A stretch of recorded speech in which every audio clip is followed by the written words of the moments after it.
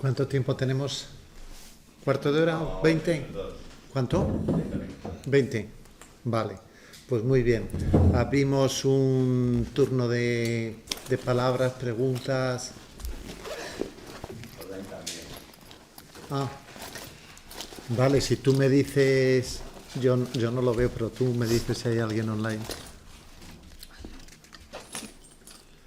Yo para empezar voy a poner una pregunta para cada uno. Empiezo por Inés, que ha sacado la última. Has dado por sentado que no es problemático basar, como me ha parecido por lo menos, basar como hace Rosa Luxemburgo toda su teoría en la dialéctica de las contradicciones.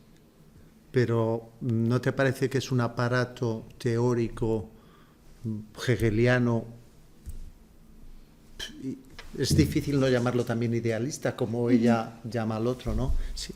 Esa era un poco la pregunta, a ver qué te parece. Y para Alejandro, me ha extrañado un poco cuando hablabas, bueno, yo siempre he dicho kairos, ahora tendría que mirar al griego a ver si es kairos o kairos. Seguramente sea kairos, como dice usted. Ya, no lo sé, no, pero me ha extrañado un poco. No, pero no quería hablar de eso. Quería hablar, le llamabas tiempo significativo, ¿no? Y entonces uno puede pensar que en su vida hay tiempos significativos y tiempos insignificantes, que no valen para nada, ¿no? Y creo que te has basado un poco eso. Pero a mí me parece, yo siempre, ahora no te diría, pero siempre he tenido en mente como que kairos es el tiempo oportuno que es diferente de significativo. Hay tiempos que no son oportunos. Por ejemplo, estoy recordando que Marx decía que ahora no es el tiempo de la revolución. No vamos, lo único que vamos a conseguir es que nos peguen palos. Hay que esperar a no sé qué, no es el tiempo oportuno. Yo creo que con esta distinción, el tiempo oportuno, el kairos, es el tiempo en el que hay que hacer o las batallas o las cosas que haya que hacer, y hay tiempos donde no se pueden hacer. Pero la idea de tiempo significativo me parece muy interesante, pero no sé si, por eso te lo pregunto, no sé si deriva del término kairos, aunque me parece una idea muy interesante de tiempo significativo y tiempo insignificante, ¿no? Bueno. Empiezo respondiendo yo, sí, eso, Perfecto. ¿no? Que sí, totalmente. O sea, me parece una idea problemática. Lo que sucede es que yo al final me he acercado es de las primeras veces que me he puesto a estudiar a Rosa Luxemburgo, y lo que quería hacer aquí es una breve exposición por encima de su pensamiento de la manera más, si se quiere, fiel posible a ello. Ahora bien, sí que creo que es algo que posteriormente ha habido muchísimos debates acerca de esto dentro del posmarxismo y demás, y que efectivamente yo también es incluso muchas veces la duda que tengo de si al final recurrir a esta dialéctica es también caer en este idealismo, y es algo que quizá pues daría para otra ponencia incluso esta crítica a todo lo que propone Rosa Luxemburgo, pero sí que he decidido dar por hecho ciertas cosas, dado que si no me iba a extender muchísimo la ponencia, pero totalmente me parece algo problemático y que se pueden caer también en idealismos precisamente cuando se critican, y que, bueno, es que no me daba lugar aquí, pero sí, totalmente es algo que además pienso, dado que eso lo estudio casi diariamente, y pues es algo que caigo mucho en pensarlo, pero he decidido pues no Ir extenderme en eso. a favor de Rosa Luxemburgo. Sí, en este caso sí, quizá en la próxima pues precisamente hacer una crítica a Rosa Luxemburgo. En primer lugar, disculpar mi pronunciación del griego. Que no lo sé, Yo esto- no, a mí yo siempre he dicho kairos, yo pero estudié no sé. ciencias sociales y no he tenido la suerte de estudiar griego nunca, así que lo agradezco. Y en segundo lugar, entiendo la pregunta, desde luego no sé si me atrevería a haber considerado un tiempo insignificante. Más bien creo que el concepto que prefiero es un no tiempo, en tanto que es un tiempo que se vende, un tiempo mercancía. Y respecto al kairos, si ahora lo he dicho bien mejor, me he basado más que en la noción de tiempo significante, he tomado también un poco de Deleuze y su interpretación del kairos aquí, pero en el tiempo oportuno para ser, o yo al menos lo he manejado así. Mi tesis más bien es el hecho de que la producción capitalista y su ethos supone el hecho de que en el trabajo y en este tiempo como inversión es imposible que haya un tiempo oportuno para algo, porque el tiempo oportuno será el futuro y siempre es esta vocación al futuro. Muy bien, muchas gracias. Aurelio. Bueno, muchas gracias a los dos. La verdad es que me gustó mucho vuestra intervención, vuestra ponencia. Bueno, no sé, yo un poco reflexionando, ¿no?, con cosas que habéis dicho. Una de las cosas que me genera, bueno, me hace más difícil entender a Alejandro, ¿no?, es esta cuestión de la definición de Bourdieu, la idea de que los trabajadores lo que venden es su tiempo, frente a Marx, que venden su fuerza de trabajo. El problema ahí es a qué tiempo se está refiriendo. Si es el tiempo de trabajo, eso, si fuera el tiempo de trabajo, si son, por ejemplo, su jornada son 8 horas, si lo que está vendiendo las 8 horas de su jornada pagada, entonces ahí se crea un problema grave en todo el planteamiento marxista, porque, claro, toda la cuestión de la explotación y del plusvalor, de la plusvalía, se basa en la idea de que esa jornada se divide entre un trabajo necesario, que es con el que el obrero, el trabajador, reproduce su fuerza de trabajo, y un trabajo excedente, que es el que va a generar esa ganancia y esa plusvalía.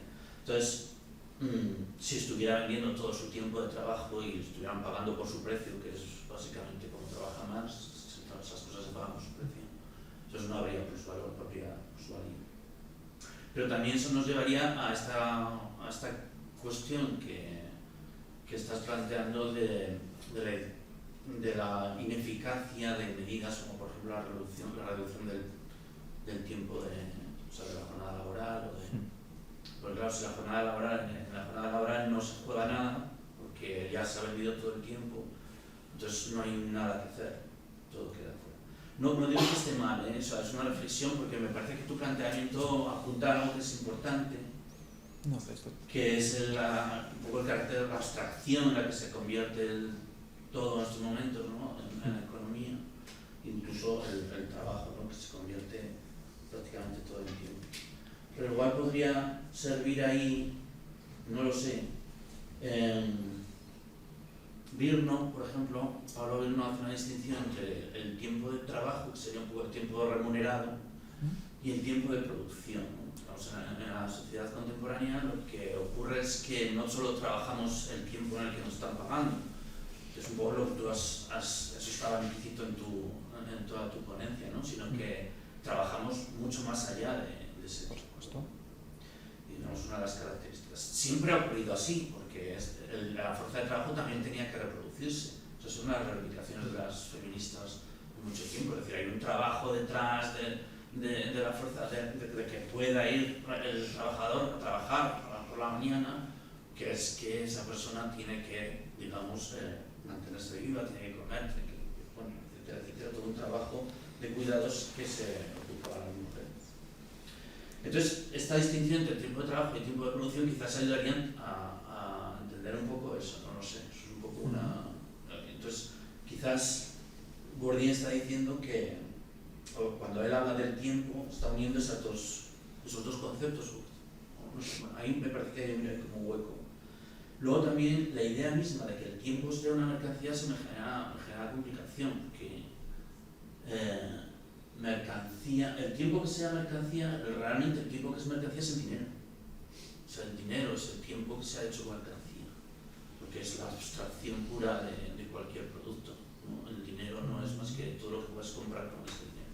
Como todo producto lo que tiene, bueno, desde un punto de vista marxista, como todo producto lo que tiene en común es que ha sido absorbido un tiempo de trabajo, pues digamos lo que está pagando es ese tiempo. O sea, el tiempo mercancía es, y esa es la idea del tiempo solo. El tiempo solo, el dinero es tiempo. Un poco lo que se ocupa, por ejemplo, la película esa de On Time que lo lleva al extremo, ¿os acordáis?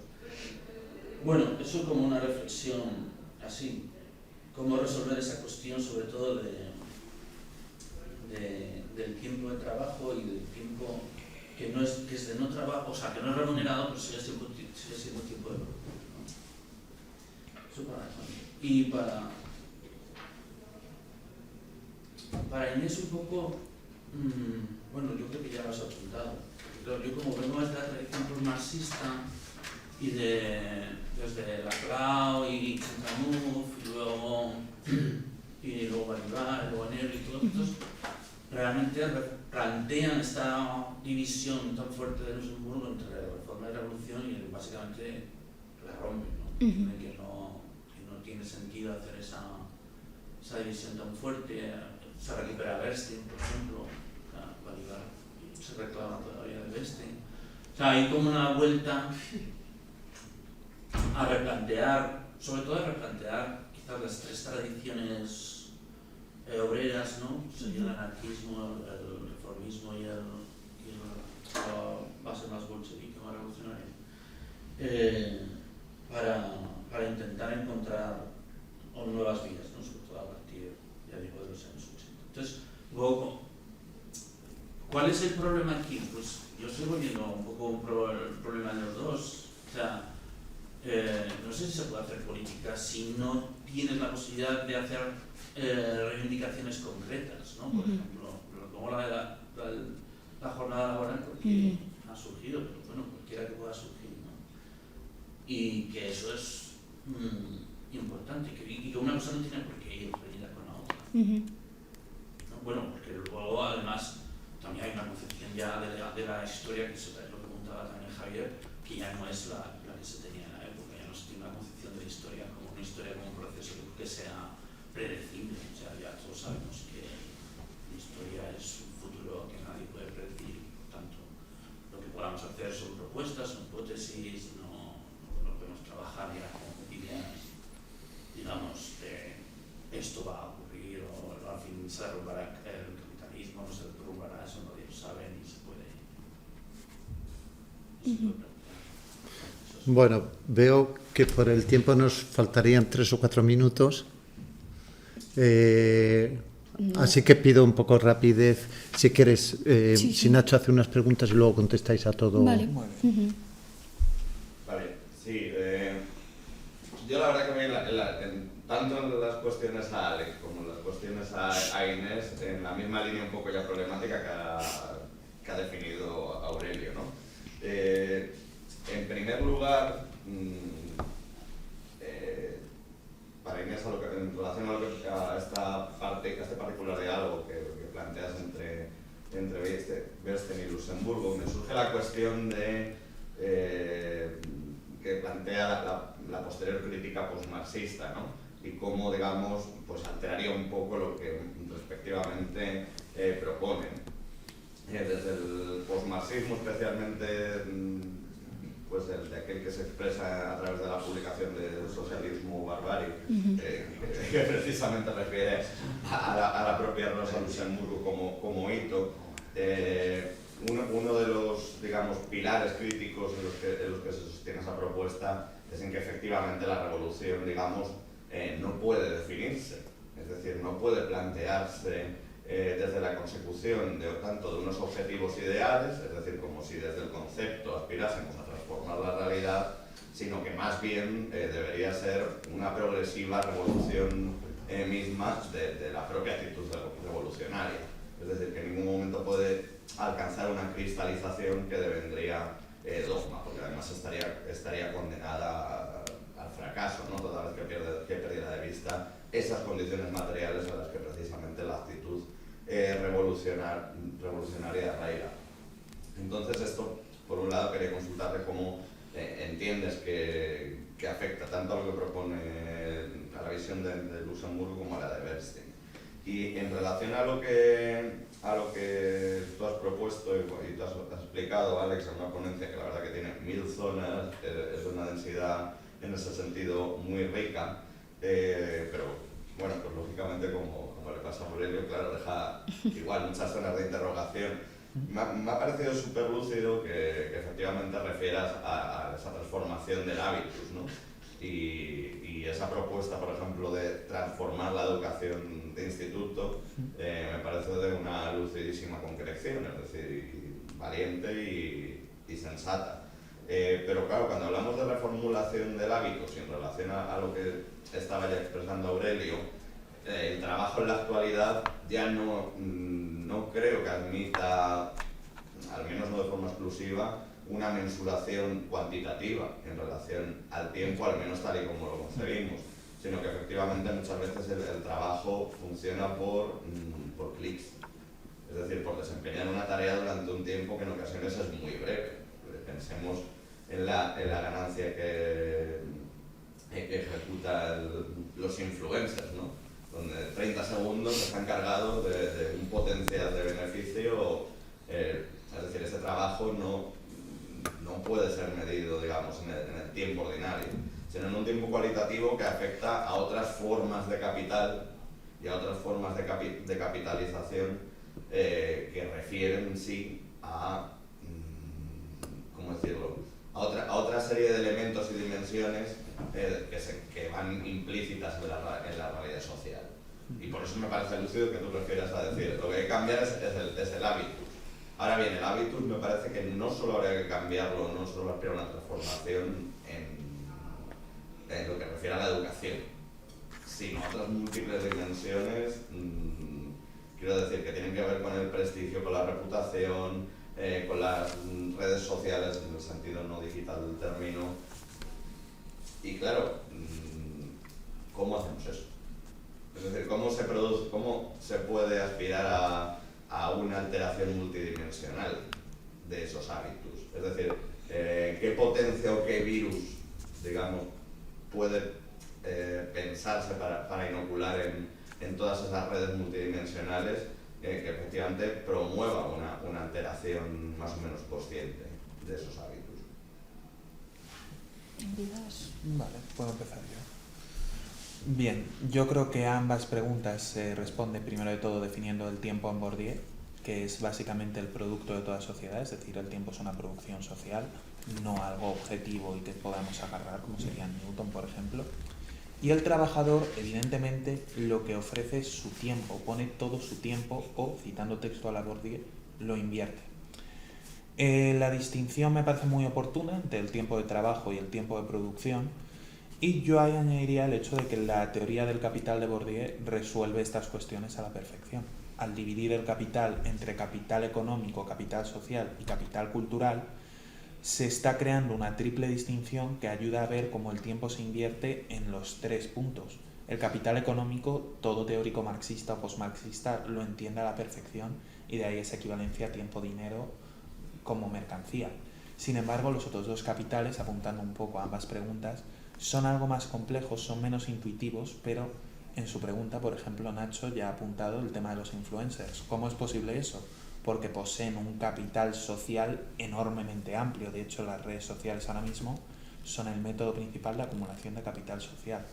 Por lo tanto, la distinción entre tiempo productivo y tiempo de trabajo me parece pertinente, me parece útil, pero creo que configurado a partir de Bourdieu se entendería más como invertir el tiempo, bien sea en capital económico, social o cultural, que por supuesto es algo que se realiza constantemente y muchas veces de manera simultánea, no es excluyente.